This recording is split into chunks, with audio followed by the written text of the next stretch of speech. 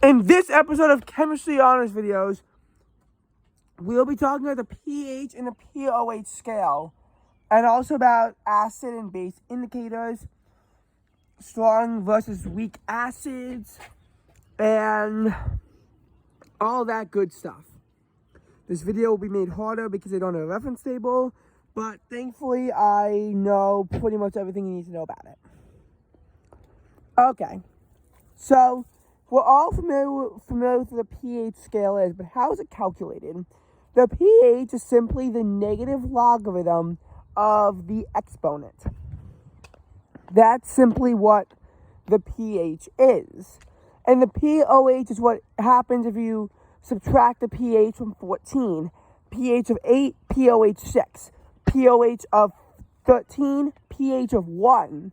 Because the pOH is the negative logarithm of the concentration of OH minus ions. You see, water has a pH of 7, so you might think it has no ions. That's not true. It's just that the ions have equal concentration. 10 to the negative 7th hydrogen and hydroxide ions per water molecule. For every 10 million molecules, you'll have 1 ion of each. Very dilute. But as you get closer to, all the way down to 0 or 14, once you get to 0, then that means that there's equal concentrations. That's actually really scary. Technically, the pH scale does go lower than 0. If you have 10 molar hydrochloric acid, it's going to have a pH of -1 because for every 1 water molecule, it's giving 10 hydrogen ions. Conversely, if you have that, you'll have a pOH of 15 because the concentration will be even less than 1 times 10 to the -14th, and vice versa for sodium hydroxide. But pH does not tell you whether or not something is a strong acid or not because of molarity. 0.00001 molar hydrochloric acid will have a pH of 5, believe it or not, because of how dilute it is. And, when you really think about it, once something gets really dilute, a strong acid will look weak, and if you have really concentrated of a weak acid, vice versa. So Ka and Kb values will tell you if it's strong or weak. Now, an acid or base indicator is something that tells us whether or not what a pH is. Now, you can get an actual pH reading that goes down to, however many significant figures, it costs more. But if you have just like regular old things like litmus paper and phenolphthalein, they will indicate it at a certain range. You often need multiple indicators. Sometimes they can really narrow it down, sometimes they don't. They can be found on table M of your Chemistry Honors reference table. Alright, so now, what about the, what's it called again?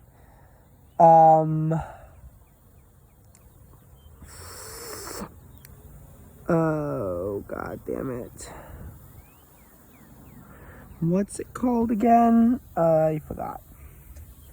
This is embarrassing. Please hold, please hold, please hold. It is... Oh, right, strong and weak acids and what happens when you neutralize them. So if you have a strong acid and a strong base, then it'll neutralize.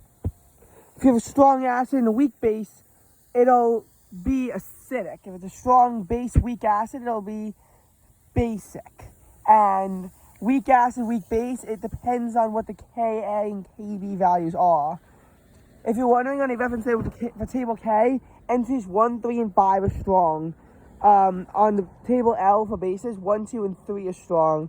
Anything else you can assume to be weak.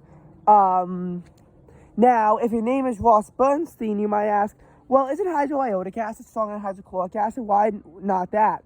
Because Ross Bernstein is not on the reference table. I swear to God, that kid is so annoying. he's lethally annoying. But yeah, you need to know the Ka, Kb values, and if they're exactly equal, then you'll know, then it'll neutralize completely if it's a weak acid and a weak base.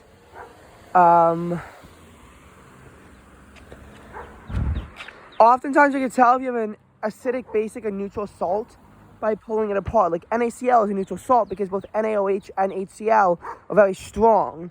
But if you have NaH2C3O2, that will be a basic salt because while NaOH is a strong base, HC2H3O2 is a weak